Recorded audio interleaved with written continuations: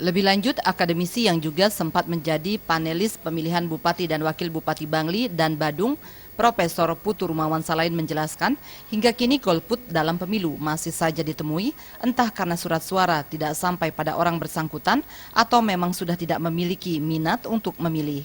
Keberadaan golput mungkin juga disebabkan masyarakat sudah apatis karena lenyapnya kepercayaan kepada calon pemimpin mereka.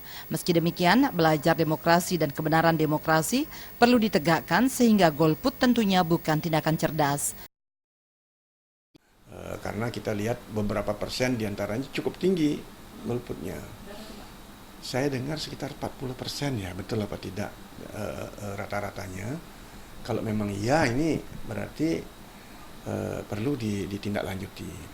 Kalau A dan B atau A, B dan C, saya memilih di antara itu. Berarti saya memiliki kewajiban dan keberanian untuk memilih. Tapi kalau tidak sama sekali, berarti dia tidak punya pilihan. Jadi sebenarnya kalau kita tahu mereka, kita pun juga tidak memberikan dia porsi untuk kita percaya karena dia tidak mempunyai pilihan. Orang yang tidak punya pilihan ini kan yang sebenarnya repot kita garap gitu.